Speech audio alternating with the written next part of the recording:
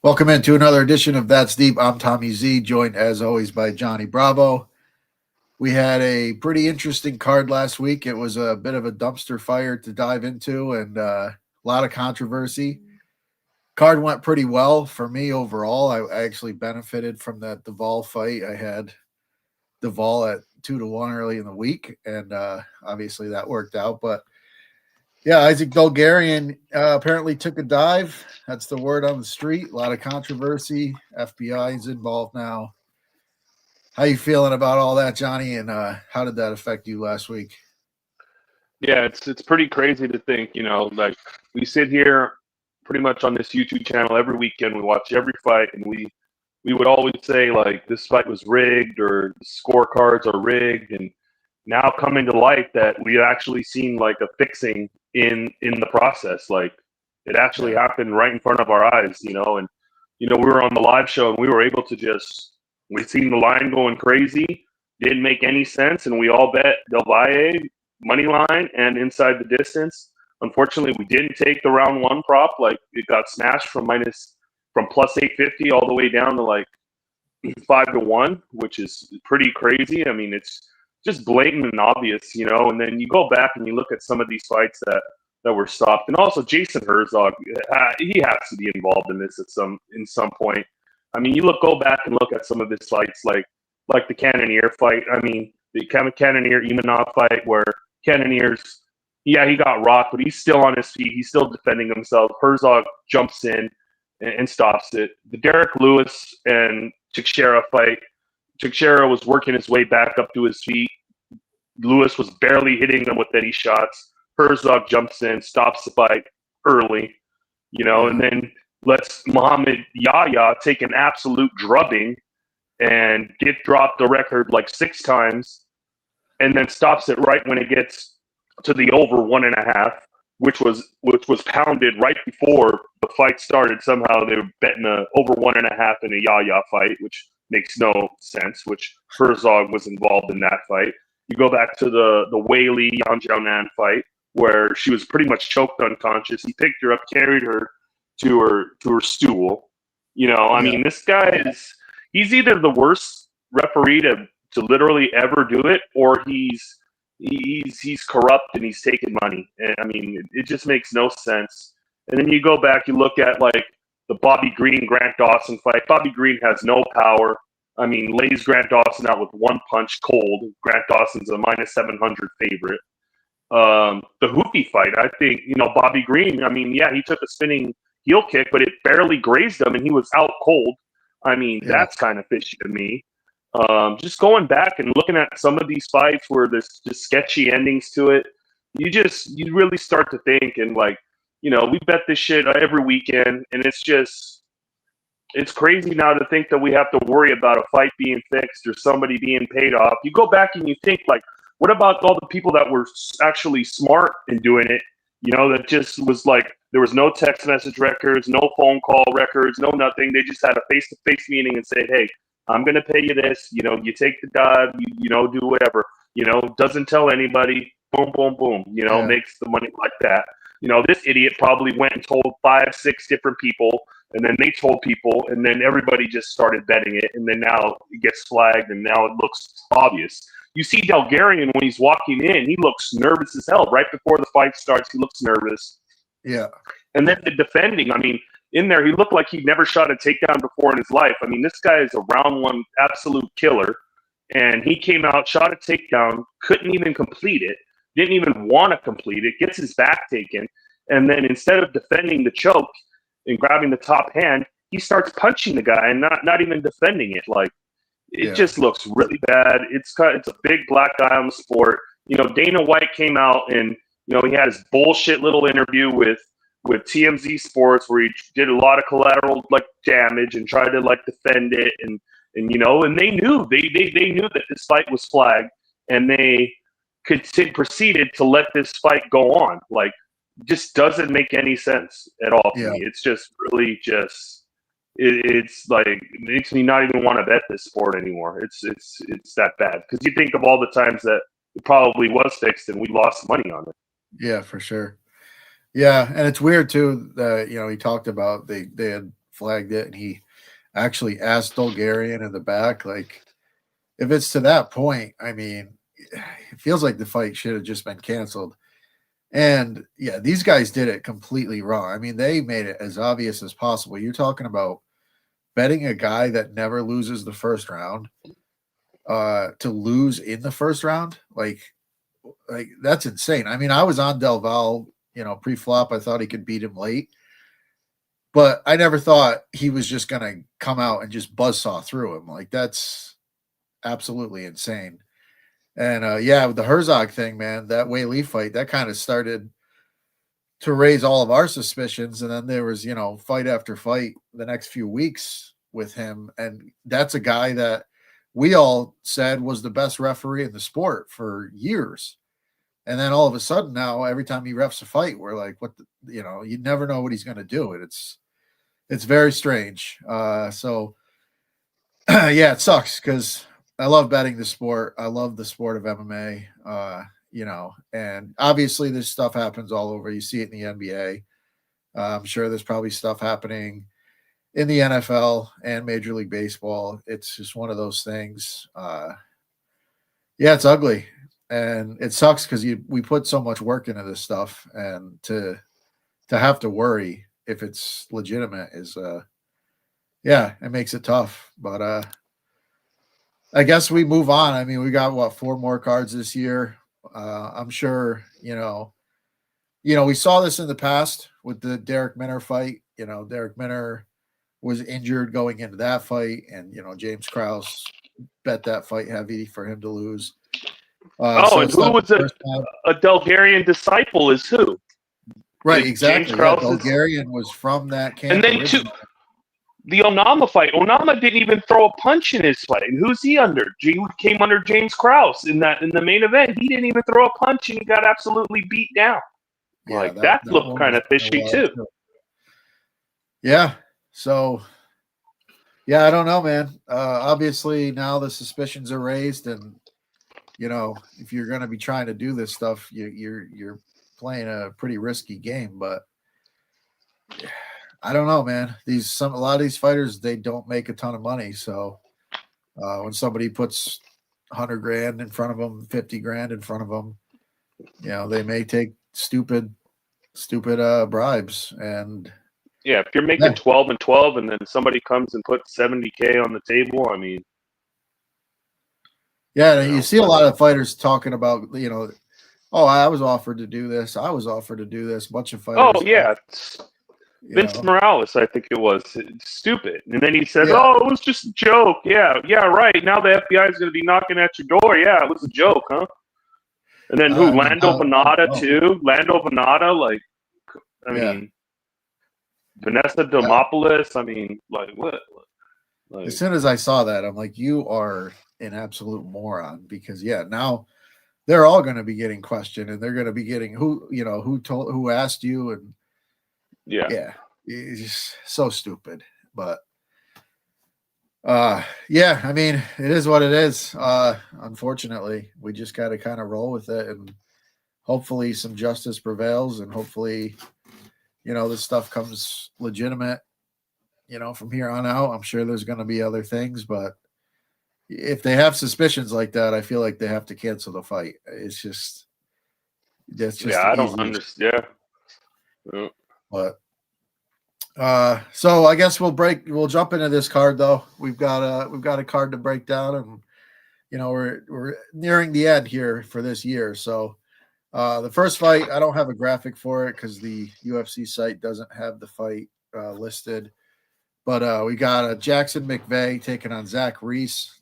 Zach Reese stepping in here on pretty short notice. Yeah, 2 guys pretty unreliable. Both guys can be explosive early in fights, and cardio-wise, who knows? But what are your thoughts on this one?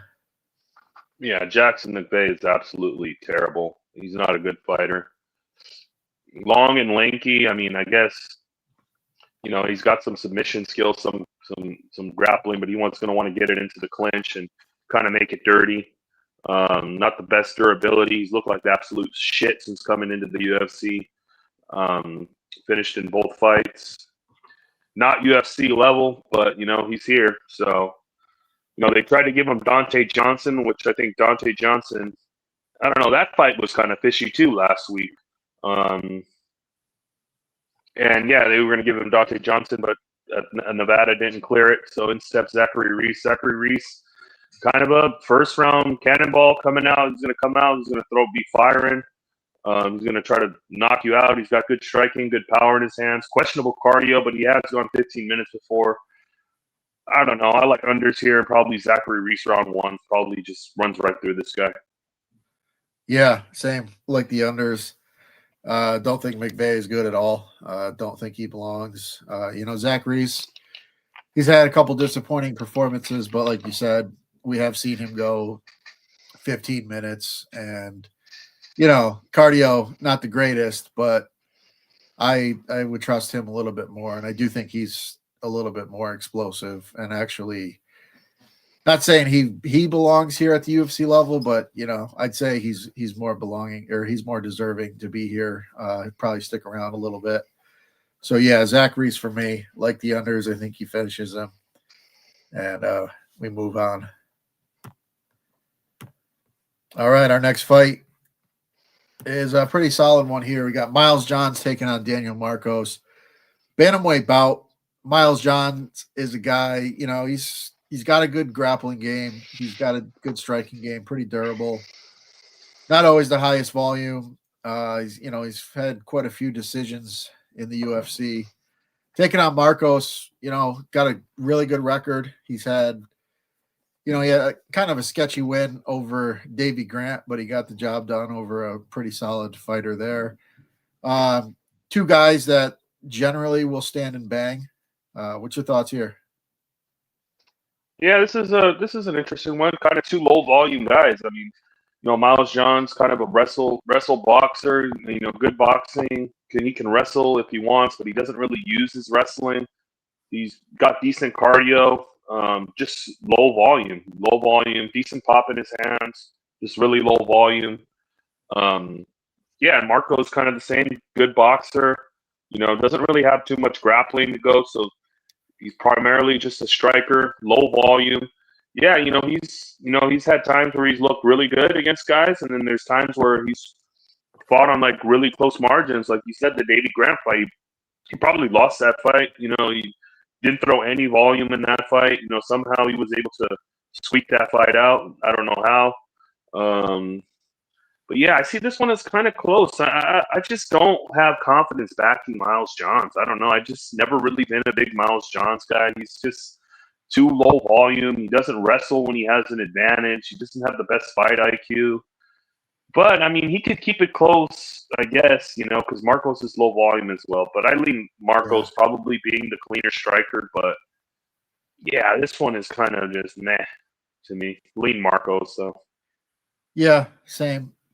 I think it'll probably be a close competitive fight. I also have not been a big Miles Johns fan over the course of his career. It's burned me a good amount of times because he does tend to find ways to win fights, and he's a solid fighter overall. He's a tough guy to beat, but yeah, I think Marcos will be just a little bit faster, do a little bit more work. And ultimately get it done. I'd say probably a decision. I see this one going all 3 rounds. I think it'll be a close one, but yeah, I'll take Marcos in this spot. Moving right along here, we've got a women's strawweight bout. Tisha Pennington takes on Denise Gomes. Gomes is, she's looked pretty promising early in her UFC career here. She's got some good striking. Pennington, she's always, pretty decent volume. No power to speak of. Just kind of a pace fighter. I felt like she looked a little bit slower in her last fight. Maybe age is catching up with her. She's up. I think she's 40, 41. I know she's up there. Another pretty close one. What are your thoughts on this one? She's 36. Is she only 36? Yeah. Yeah, Tisha, she's made her little comeback. She came back and fought Tabitha Ricci. She looked pretty decent in that fight. She looked okay. And then she comes back and she gets 2 wins, Carla Esparza and Luana Pinheiro, which are pretty decent wins. We know what she's going to do. She's got pretty good takedown defense. If she does get taken down, she can pretty much work her way back up. It's pretty hard to hold her down. She's going to want to be at range, get inside and out of the pocket, use her speed. Has a decent volume, not a lot of power in her hands, but she's going to put out a lot of volume. She's going to stay on the outside and move around. And you're right. She did, like in the Pinheiro fight, she did slow down a lot in the second half of that fight. And one of her things was cardio and pace. And the older you get, it's kind of she did kind of seem to slow a little bit in that fight, which is kind of concerning. And Gomes is she's got pretty decent pop in her hands, a lot of winging strikes. Low volume though, that's a concern about her. She's kind of super low volume, but she throws heat behind her shots when she does throw. The wrestling it's not the greatest. I mean, she got takedowns against Elise Reed, but she's not. Elise Reed isn't very good. I don't know. This is kind of a close one to me. It's kind of who's going to get their game plan going. Is Gomez going to be able to get inside and get the takedowns and utilize some of that and maybe land a big shot here? But I'm going to roll with Tisha here to be able to be the more active. It's probably going to be a close split decision either way kind of fight. I mean, that's almost how all of Tisha's fights are. They're going to be close. They're going to be splitties. They're going to be and at that, I kind of want the plus money on the dog here. I don't trust Gomes as like a minus 200 plus favorite. Give me the dog here in Pennington to be able to get one more out of her. Yeah, I kind of like that look as well. I do think it's going to be competitive. Tisha, I mean, she's fought really the who's who of the division. She's hung in there pretty well with everybody. I think I do get a little bit concerned with the way the last fight ended. Not like her to look like she's slowing down, but she got taken down 5 times in that fight. Got back up and did work. So maybe the grappling kind of played into it a bit, but yeah, I mean, I think this one's going to be pretty close, and more than likely goes to the scorecard. So, yeah, I'm with you. I think Tisha is a solid dog look on this card. All right, our next fight is in the heavyweight division. We got Josh Hokit taking on Max Jimenez. I think it said Jimenez, but both guys making their debuts. Hokit coming off the Contender Series. Big athlete, football player, wrestler, pretty sizable favorite here against Jimenez. Or Jimenez. I don't know how to say. I forgot how to say his last name, but I mean, it feels like Hokit should probably do work here, but again, 2 debuting fighters, never really know what you're going to get. What are your thoughts here? Yeah, I'm not a big fan of Hokit. Like, not like his personality. It's kind of cringe. I mean, he says a lot of weird shit, a lot of outrageous shit. He has some kind of weird stick to him. Kind of reminds me of like a Colby Covington, but like 10 times more cringe. But I mean, he has some decent skills. He's, like you said, he's a football player. He's explosive. The striking isn't the greatest, but he has some decent pop. He has good pop in his hands. Really good takedowns, good ground and pound finisher. He probably could have some success in the heavyweight division just because none of these guys really know how to wrestle. And then Max Jimenez couldn't really find any tape on this guy. I mean, he's fighting absolute cans. Like, his last opponent was 7-9, 7-9, 9-10. I don't even know why this guy got signed to the UFC. 9-19,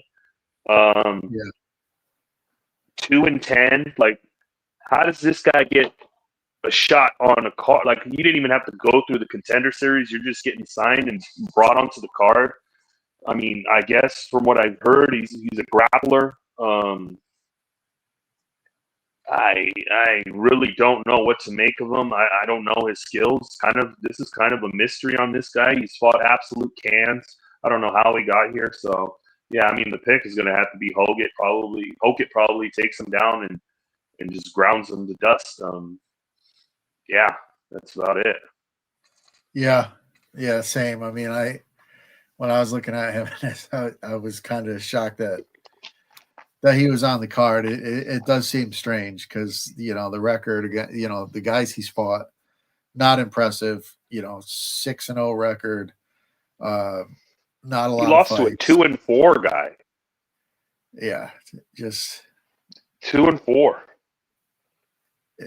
It's very strange that he's on the card. And well, you know, he's fighting a debuting guy coming off the Contender Series, so they do like to try to get the Contender Series guys wins. They want that little pop.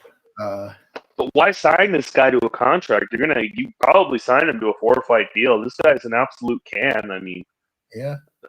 I guess you just feed them to these guys, I guess. I don't know. Yeah, a warm body, you know, in the heavyweight division. It's a pretty shallow division. Who knows? Maybe this guy is good. I really didn't see much on him, you know. So yeah, I mean, there could be something to it, but I mean, yeah, I mean, the line would indicate that there's not. So I don't know. We'll see. I think the worst part is we're going to have to hear Hokit on the mic. That's probably going to be the worst part about it. More than likely. Unless it's one of those garbage can fights where they're just like, all right, we're just going to move along to the next one, no interview. But we'll see. But yeah, I think Hokit probably gets the job done, probably gets him out of there early. And, you know, hopefully an entertaining fight. All right, our next fight is a little better here. We got Mayra Bueno Silva taking on Jacqueline Cavalcanti, women's bantamweight bout. Mayra, she's kind of been bouncing back and forth between weight classes. You know, we saw her fight for the bantamweight title. She's moved down. She fought a couple times at the lower weight classes. You know, back up to bantamweight here. Taking on Cavalcanti, who's a pretty decent sized favorite in this one, but she's you know, she fights to a lot of close fights too. So there's a lot of question marks in this one. Cavalcanti has looked good. I mean, she definitely looks like she's got some skills, but yeah, I think this is a close fight. What are your thoughts here? Yeah, but Bueno Silva's on a pretty rough run as of late. She's not looked good. I mean, before, you know, she actually got a title shot where she absolutely just cardio dumped and gas. So, you know, cardio is an issue. You know, she's got a really good submission game. She's got, you know, decent striking. I mean, I thought she was going to be a decent prospect. You know, she got that crazy choke against Holly Holm, which was kind of surprising that she was actually losing that fight and then was able to submit Holly Holm, but that got overturned to a no contest because I think she was taking Adderall, you know, so yeah. I don't know if that has something to do with her losing streak. I mean, you know, Raquel Pennington absolutely put it on her and destroyed her. Yeah, Chisholm, I mean, stopped her. I mean, she didn't knock her out, but that was a pretty nasty cut she had, you know, and then Jazz Vicious absolutely picked her apart and destroyed her on the feet, which was kind of surprising because we've seen in Jazz's last fight the striking is not very good. So it's not been a great run for Mayra, you know. But I mean, she is a big dog here. You know, she does have trouble making weight, which is always something, you know, we got to look at. Maybe look at the scales, you know. But you know, she's fighting Cavalcanti, who's not really the most proven, hasn't really fought the greatest of competition, but she has looked good. You know, she's a distant striker. She's going to want to stay in range. She's pretty long. Use her kickboxing. But like you said, yeah, she fights to a lot of close margin, a lot of split decisions. Like, you know, You know, the Julia Avila, I mean, how she didn't put her away, that girl is absolute dust. I mean, you should have been able to get her out of there. She had no knees, and she's like 40 years old. You can't, you know. Nora Cornwall split. Josiana Nunez split. You know, Zara Farron, decision win. Okay, not the Melissa Croden. I mean, I guess the Croden fight, we've seen what Croden's done. In her debut in the UFC, she looked kind of pretty good. But, you know, I mean, she fights to a lot of close margins here. And a vet like Bueno Silva is like, could be tricky here. Because, I mean, I still think Silva has some kind of skills, man. She's kind of dangerous, you know, but I don't know. She just might be completely washed. I think it's probably Cavalcanti by decision. But it's not a lot of confidence just because how close she fights. And then Myra could just come out of nowhere and pull one of those, you know, performances from the past. But I think Cavalcanti probably wins a decision. Yeah, this will be probably the last time I do this, but I'm gonna take the shot here with Bueno Silva. Yeah, I don't mind it. I was thinking about it. I was thinking about taking the dog shot just because the line's so wide. And yeah, that's my thought. Cavalcanti's taken a lot of money over the last couple of days. So. Yeah, if it was a closer line, maybe I would roll with Cavalcanti. But I don't know. I think Bueno Silva can make it interesting. She's been on a tough run. She definitely has skills. She's extremely dangerous. So, I mean, if the fight does happen to go to the ground, she's very live to catch a sub. So, yeah, I think she makes it competitive. If she doesn't, that's probably getting real close to the end of the road for her. But yeah, I'm going to take the shot here and hope that we do get another close one. And maybe I squeak out a lucky decision. You never know. But yeah, I'm gonna just take the number and hope for the best. All right, our next fight is in the featherweight division. We got Haider Amil taking on Jamal Emmers. Amil, very talented fighter, obviously coming off a pretty tough loss, but overall he's shown to be pretty good. Emmers is a guy that he's pretty highly skilled. He's had some rough moments in the UFC, but he does have a pretty decent skill set. This one should be pretty fun. What are your thoughts here? Yeah, I'm a big Haider Amil guy. I just like his all action, no break style. He's going to come forward. He's going to throw bombs. I mean, obviously it didn't work out for him in his last fight against Delgado, but I mean, I think Delgado's really good. He's got a lot of power, and he was able to crack the chin and give Haider his first L. But I mean, I like Amil. I mean, he's going to come forward. He's going to walk forward. He's going to throw bombs. He's going to put a pace on you. He's going to throw unlimited volume. He's a junkyard dog. He's tough. Yeah, I just like the guy, watching the guy. He's got a great style. Big fan of him. And, Emmers he's a guy that I thought had some potential behind him. He's got the skills. He's long and lengthy. He's got a good jab on him. He's got decent striking. He's got good power. But, I mean, the fight IQ isn't the greatest. Just, he's just flaky. He'll be in moments where he should win a fight, and then he just absolutely falls apart. He's not really trustworthy. I can't get behind Jamal Emmers here. It's just, I'm done backing this guy and trusting him. Just dumb fight IQ. Got all the skills in the world, but just not the smartest fighter. So, yeah, I'm riding with Haider Amil here to get the job done. Yeah, I like Amil here too. Coming off the loss, obviously not great, but he took a pretty nasty knee in that fight, and he is an all-action guy, and sometimes that's going to happen. You're going to get caught, and he got caught against a pretty good fighter. So, I mean, it is what it is. I think this is a pretty decent bounce back spot for him, and yeah, I think he gets it done here.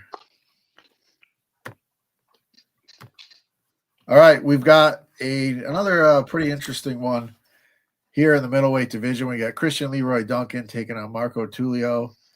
Both guys have some pretty decent skills, pretty good upside. Leroy Duncan, I feel like, he looks incredible. And I'm just not really sure where his ceiling is. But, taking on Tulio here, really tough matchup. Tulio has proven to be a pretty solid fighter himself. This is a good one. What are your thoughts here? Yeah, this should be a banger here, and hats off to Tulio. I mean, he's got Norma Dumont under his wing, so that's always a plus as a fighter, when you got her under, she got a big win last weekend. I mean, I like Tulio. I mean, he seems pretty decent. He's got good striking, good power behind his hands, good volume. He's got grappling if he needs it. He seems like a pretty well-rounded guy, pretty decent chin on him, pretty durable. Seems like a pretty good all-around fighter. Might have some potential here in this division. He looks really good to me. He's had some pretty, the fight he had with Tresean Gore. I mean, the volume he was able to put up there and absolutely just be able to just beat him down, and it was kind of crazy how he was able to just wear him down and beat him down, and then it was a good performance. He looked good so far, and Christian Leroy Duncan, good striker, just kind of flaky at times.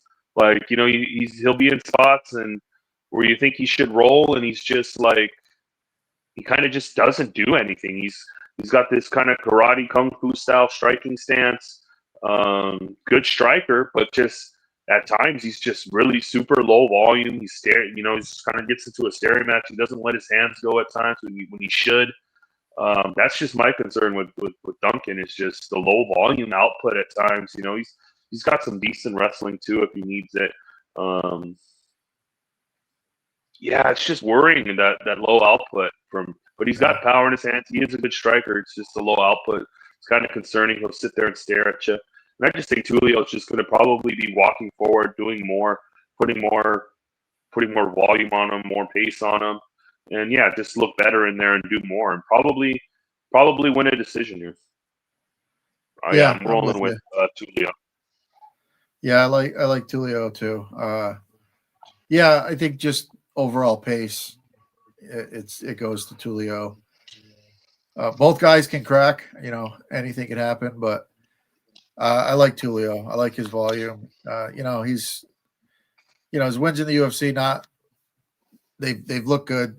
Obviously Tresean Gore is solid, but this is definitely a bit of a step up here. But I think the volume is going to be there. The power is good. So give me Tulio here as well. All right, we got a pretty fun one here in the bantamweight division. We got Ricky Simone taking on Raoni Barcelos. Simone's a guy that I kind of wrote off, a year and a half, 2 years ago, but he kind of showed a little bit of life, and came back, got a win. Barcelos is a guy, up there in age, and you kind of wonder when the fall off is going to come, but he's got a pretty good skill set. He's got good striking. He's got the grappling ability. We know Simone likes to grapple. I always question Simone's chin a little bit. I maybe worry about it a little bit too much, but we have seen him cracked in the past and wobbled by guys that really don't have a ton of power. So I always kind of look at that chin as a bit suspect. This should be a pretty fun, competitive fight. What are your thoughts on this one? Yeah, Ricky Simone, I don't know. He's put together a nice 2-fight winning streak, I guess. But before that, I mean, I know we all thought he was pretty much, he was kind of looking cooked. I mean, he did not look good. He was on a 3-fight losing streak. He didn't look good. He wasn't wrestling. He wasn't letting his hands go. It's just like he's kind of gassing out in fights. He just did not look good at all. And then, he absolutely starches Basharat. And then we get a kind of, maybe Ricky Simone. Maybe he's not washed. Maybe he's back. And then he fights Cameron Smotherman in a fight where he has a clear wrestling advantage. He doesn't wrestle. He doesn't shoot takedowns. He looks like absolute dog shit. And he was able to pull that win out. But, I mean, maybe because Smotherman didn't do anything. Smotherman didn't throw any punches. He didn't even try to fight in that fight. Ricky Simone kind of just won that decision because he just looked a little bit better than Smotherman. But, yeah, I mean, I don't know. This is, and then Ronnie. I mean, Ronnie's coming off, 2 great wins. Cody Garbrandt fight, he was, the first round kind of faced a little adversity. And then, he poured it on in the second and the third round and was able to kind of just take over that fight. And, the cardio held up. He looked pretty decent. Peyton Talbot fight, I mean, he looked like $1 million in that fight. Peyton Talbot was minus, 1,400 favorite. And then Ronnie just came out and kind of absolutely dominated and won every single round, was able to get takedowns and pretty much have his way and do whatever he wants. Ronnie, he's got, decent striking. He's got, he could wrestle if he wants. Really good BJJ. Really good grappling. And I don't know if I could trust Simone to wrestle and get takedowns here on Ronnie. Ronnie's pretty hard to take down and hold down. And even at that, he's got some good BJJ. I think he could snatch up off his back. I've got to roll with Ronnie here. I'm not a big Ricky Simone believer. I think he's on a nice run. You start Basharat, but I think Basharat's probably a fraud anyways. And then he didn't do anything against Cameron Smotherman. I think Ronnie's going to come out here. He's going to bring the fight to you. He's going to pressure. He's going to try to get takedowns. He's going to have good volume. So, I'm rolling with Ronnie here in this one. Yeah, same, man. I like it. I think on the feet, he's probably the better striker. And in the grappling department, Ricky's probably the better wrestler, but overall grappling skill set, Ione's really good. So, I mean, he can grapple, he can land takedowns himself, he can defend takedowns. And if he's defending some takedowns, I feel like he's gonna do some work on the break and in the clinch. And overall, I mean, I think he's got a pretty good skill set to match up with Ricky here. So I'll take Barcelos as well. Let's go. All right, our next fight is in the lightweight division. We've got the first Bonfim brother of the card. Both brothers. Did you skip a fight on this card? What's that? Did you skip a fight? Well, this is the next one on the the UFC page. Salikhov, Medić. Let's see if that's listed on here. That might be the next one. Yeah, it is. We can talk about that one first. I'll pull that. No, go ahead. They have that one after the Tulio fight. Yeah, they just got them backed up. But yeah, we'll do that. Whatever you got. I just fixed it on the screen, so we'll do that fight. We got a welterweight matchup here. Muslim Salikhov taking on Aris Medić. Medić guy, pretty good skill set, good striker. He's done a little bit more than I would have expected of him in the UFC. Taking on the king of kung fu, Muslim Salikhov, who, he's a guy that I've tried fading a couple times and just got absolutely destroyed on. He's got big power. Volume's not always there, but the power is always there. He's a, strong guy. He's got good takedown defense. He can wrestle, doesn't really wrestle too much. But yeah, this is another matchup. Two guys that are looking to throw hands. What are your thoughts?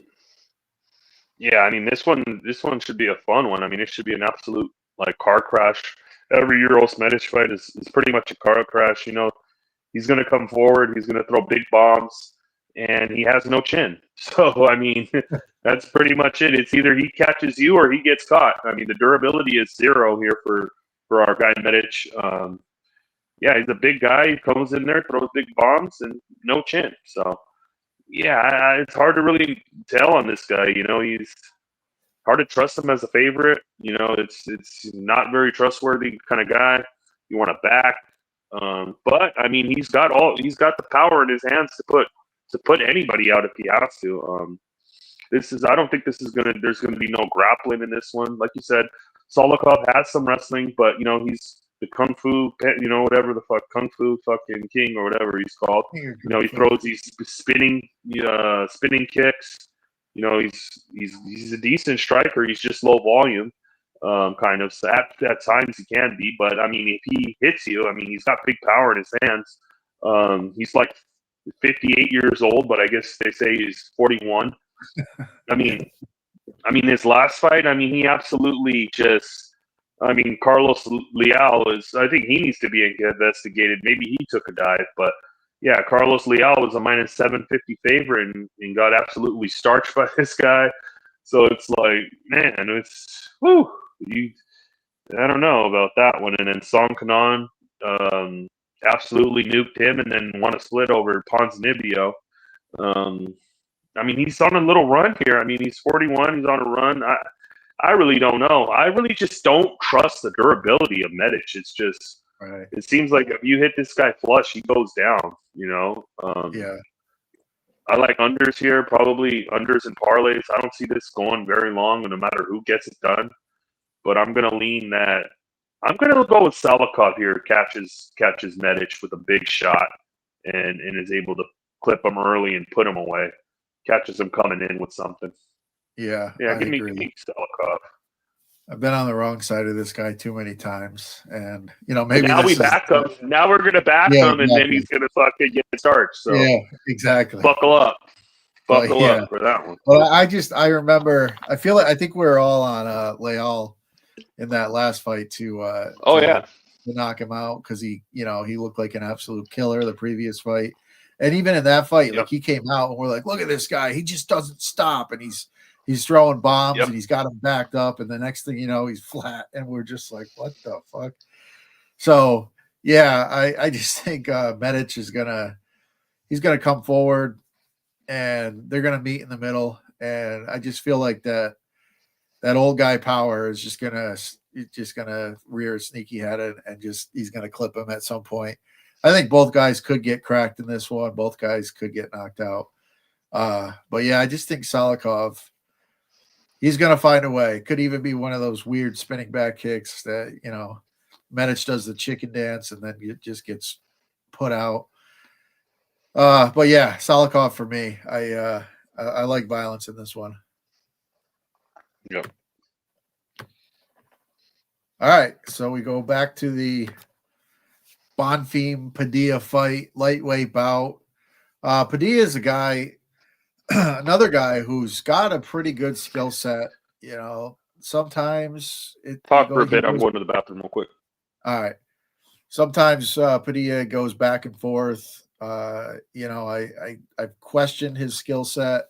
I just questioned him, like his overall ability, a couple times. But he's got big time elbows. We saw that in the Rongju fight. Pretty close fight to that point. I felt like he was down on the scorecards. He lost the first round, if I'm remembering that one correctly.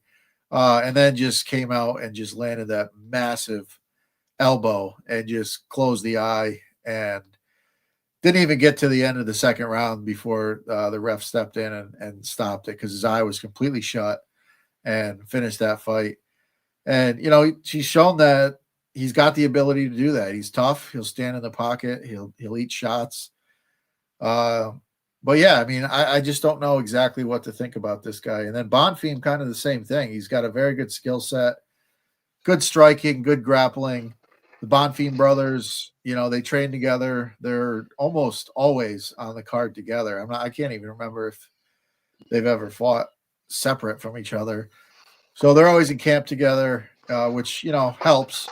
But I kind of question Bonfim's heart. I feel like if he gets behind in a fight, he kind of looks for the door. So, yeah, I mean, I think, skill set, I think Bonfim's got the better overall skill set, but I think Padilla's got a little bit more fight in him. Johnny, what are your thoughts here? Yeah, this is the bad Bonfim brother out of the two. I don't really trust, like you said, he's got all the skills. He's a pretty decent striker. The grappling, I mean, he's got grappling. You know, he's got good submissions. I mean, he's decent. I mean, I had high hopes for him.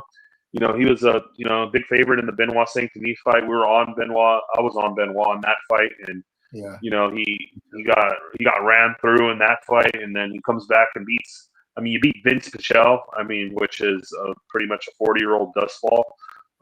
You get that, and then you come in against a young guy like Nazim Salikhov, and you get punched in the eye, and then you quit on the stool in between rounds. Which is, I was on him in that fight, which was, I mean, that was kind of just like you don't show, like you don't have any like heart. You know, I question the heart, the durability, the chin, the cardio, but he has all the skills to be a good fighter. But a lot of question marks about him. You know, it's like if he doesn't get it done early and it extends, I think, you know, Taco Padilla he's not the greatest of guys, you know, but he seems to somehow like be finding. I fucking faded this guy in his first fucking fight, and he comes out and fucking gets a fucking sub, and then I tried to fade him. I had wrong Ju, and then he fucking, you know, fucking catches him with that elbow, explodes his eye, and then I backed him in the Jai Herbert fight, which was good. I mean, he ends up pulling out a split decision, but I mean, he looked like he did not look good in that fight. He looked tired. But Jai Herbert just does nothing, and Padilla was just a little bit more active in that fight, but it was not a great fight. It was an ugly fight. This one is a tough one for me. I don't know. I don't want to back Bonfim, but I just think he's probably a little bit more skilled than Padilla. I think maybe, but if it gets extended, maybe this might be a good live betting opportunity where if you see Bonfim maybe starting to slow, I think Padilla definitely has the better cardio here, but this is a tough one for me. But I'm gonna lean so slightly to Bonfim here, but I don't feel great about it. Yeah, I think you're right with the live bet look. I think for me, this would be a dog or pass if I was going to bet it pre-flop. But I can't. Like, I've gone back and forth on this one, just like you. Same. I thought about like Padilla, but then it's like, do I really want to back this guy? Yeah, like he's on a nice streak. He's on a nice run, yeah. But I mean, the one thing that really makes me like him is the fact that he does have the ability. He does like to throw those elbows. And if he lands one of those big, it could take the fight right out of Bonfim, and that could just completely turn the tide of the fight, no matter how it's going. So I feel like this is probably one that I'm just going to lay off until it gets live and see what the first round looks like, and you know, maybe play something live. But yeah, it's very close. I mean, usually in that situation, I go with the dog. So, you know, I'll go with Padilla here. But yeah, it's just too close for me to have really any confidence in. Yep. All right, our next fight is in the flyweight division. We got Matt Schnell taking on Joseph Morales. Morales came out and kind of, you know, shocked pretty much all of us, I would say, in the Ultimate Fighter finale. Big underdog in that fight, absolutely worked his opponent. And, you know, the more we talk about these fights, the more it makes me question what was up with that one, too. Because, like, he looked like he was levels above his opponent in that one, and, you know, was a pretty sizable dog there. But yeah, he looked great. I mean, the boxing looked good, the wrestling looked good, and he ends up getting a finish. Taking on Matt Schnell, who is a guy that, you know, I like. I'm a fan of Matt Schnell. I think he's a good dude. I think he's got great skills, but man, the chin is just a real problem.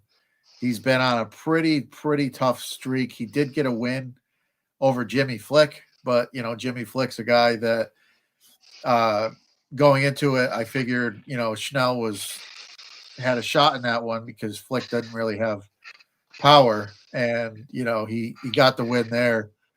Morales, who knows where his level is? He was in the UFC a while back, left, had some good success, came back, won the Ultimate Fighter. So overall pretty good. And then Schnell's chin is always a question mark. Morales, again, he's not a guy with big power, but he did show some pretty solid boxing in his last fight. So, what are your thoughts here?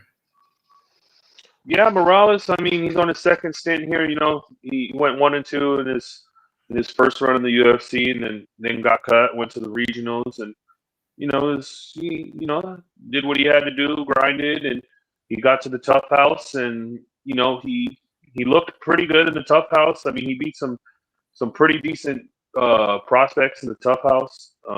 Old boy, fuck, I'm forgetting his name. He was Yamanol. I think Yamanol Rodriguez, who he fought on the Contender Series this year. I mean, he beat him. I mean, I think that kid is going to be a big problem. And he beat him in the tough house. He had some pretty good performances in the house, and then he gets to the finals against a guy in Idris Alibi, who, I mean, looked like pretty much unbeatable in the house, and looked like he was going to run through everybody and make it to the win the championship. But Morales came in and looked like $1 million. I mean, I've never seen Idris, like you said, the question, because I've never seen that guy fight like that. I mean, he had no Morales was able to get takedowns at will. I mean, the striking looked good. I mean, he looked like a really solid, he looked really good in that fight, and really surprised me. I was on Alibi pretty big there, and he looked really good in that fight. And he's got good wrestling. He's got decent boxing. And, he's going up against Matt Schnell, like you said. I mean, probably the worst chin in the UFC, maybe. I mean, glass jaw. I mean, I think anybody touches him, I think he probably folds and falls. So, yeah, I don't think you really have to have too much power here to touch that chin. But, he's got skills. I mean, he's a pretty decent striker. He's pretty well-rounded. He doesn't have the best grappling, but, he can be kind of taken down and wrestled. But, he's got some decent, he's okay. He's pretty decently well-rounded, but it's just that chin. If anybody can touch that chin and put him away pretty much. Yeah. And, the submission is favored here. I think Morales is like plus 250 by submission, and like plus 400 by knockout. I'll be definitely taking a piece of that knockout, or I just might bet the inside the distance. I'm not too sure, but yeah, I can't in 2025. I can't and like you said, the Jimmy Flick fight. I mean, everybody finishes Jimmy Flick, and he couldn't finish Jimmy Flick. Like, that's a problem. Jimmy Flick sucks. Right. Jimmy Flick has no durability, and he couldn't even put Jimmy Flick away. So, I mean, he got the win. That's good for him. But that's after he retired, and then after he got starched and retired, and then came back, and you can't put away Jimmy Flick, and now you're stepping in against this hungry kid. Well, not kid. I mean, he's like 31, but you're coming in here, and I just think it's an uphill battle for Matt Schnell, and I think Morales probably just runs through him. Yeah, I tend to agree. I do like the unders in this fight, though, in general, because if Schnell does win, like I could feel, because Schnell does have really good boxing. He is very slick with his hands. He could catch him with something, and he's got very good submission. So if he hurts him, he could snatch something up. And if they're grappling, he's always live. And we've seen him weather some pretty big storms. It was I think the Sumadarji fight. He was basically dead to rights in that fight and survived, and ended up finishing with I think it was a triangle, which was a pretty sick fight to watch. But yeah, overall, I mean, that's another fight where Schnell basically got knocked out, and that might have even been a Herzog fight. It might have been Herb Dean, actually, but let him survive a little bit, and he got the win there. But yeah, I think Schnell is definitely live to land something big and possibly submit him. Uh, so I think either guy really could finish this fight. So I do like the unders, but I do have to go with Morales. If that fight, the Ultimate Fighter finale, was on the up and up, and he just was that much better than Alibi, I think he gets it done here as well, and it could look pretty good for him. So yeah, give me Morales in this one. All right, that moves us to our main event of the evening. We got welterweight bout, Gabriel Bonfim taking on Randy Brown, and this is a pretty fun one because I still do have some question marks with Bonfim. We just saw him go 3 rounds with Wonder Boy. Was able to get the job done. I was on him in that fight. I thought he was going to dominate the grappling, and ultimately the control was enough to win the fight. But a lot of people think Wonder Boy could have got that one. And I just have some question marks with Bonfim. But he's taking on Randy Brown, who's a guy, very, very good skill set. He's got good striking. He's got power. We saw him knock out Salikhov a few fights ago, so that's a pretty good win to have. But he's another guy that sometimes he looks great, and then other times he can be had. So he's on a pretty good streak. Could be if it was the what's his name, that kid that Brian Battle, he could have won that fight. Brian Battle pushed him up against the cage a bunch in that fight, which Bonfim could do something similar here. But this is a 5-round fight, so cardio wise, I would say I would probably trust Randy Brown more. But overall, like the early on in this fight, I think Bonfim is extremely dangerous. We've seen Randy Brown cracked early in fights. What are your thoughts here? Yeah, Bonfim has all the skills. He's got good boxing. He's got good wrestling. He's got pretty good submission game. It's just I question the durability at times, and I question his cardio. And this is his first 5-round fight, and he's kind of slowed down in other fights before. Where so if this fight gets extended, I think Randy could have some pretty decent success. But I think Bonfim's pretty front loaded here. But I think like you said, I think his game plan is going to probably be similar to what like Brian Battle did. He just was Randy Brown just kind of got held up on the cage and kind of controlled, and that's kind of what Bonfim wants to do. He wants to get in the clinch. He wants to make it dirty. He wants to push you up against the cage. He wants to grapple. He wants to get takedowns, and he can box as well. So, this is the better Bonfim brother. I have a little bit more like confidence in this one, but he's still kind of not really trustworthy to me. And Randy Brown, good striker, good good boxing, good good kicks. Pretty. He's not doesn't really have too much offensive grappling to go off. He can be taken down. That's one thing is he can be taken down, which I think is a concern here. If he can weather the ground game early from Bonfim and maybe put up some resistance and make Bonfim kind of work and burn a lot of energy and that's what I think his game plan would be, to kind of just make Bonfim work and try not to get finished. But we've seen Bonfim; he has some really slick back takes, some good rear naked chokes, good submission game. This is kind of a tough one for me. I like Randy Brown as a fighter. I like the striking. He's got decent pop in his hands. And I think maybe you take like a Bonfim, like an early finish, and then if he doesn't get it, then and you see the tides kind of start to turn, where he slows down and Brown kind of starts to take over, and then maybe you bet Randy Brown at a nice plus money number. Because I could see that happening where Bonfim blows his load, doesn't get the finish, and Brown kind of takes over late. So yeah, I'm gonna pick Bonfim probably to get the finish, and probably get the finish like in rounds 1, 2, or 3, and then I'll probably adjust live if he doesn't finish.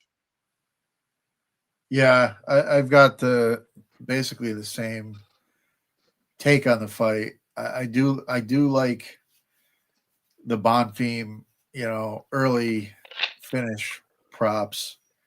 But overall, I mean, if I'm going to pick a winner, I'm going to roll with Randy Brown because I do think, if this fight gets extended, I think Randy Brown probably looks pretty good late in this one. So, but, if you have that mindset, you could always wait because I don't think Randy Brown's going to come out and just dominate the first couple rounds. I think more than likely he's going to be either fighting defensively or, fighting patiently as Bonfim goes to work. Bonfim might come out a little bit slower too, being that it is a 5-round fight. So maybe try to control his energy a little bit.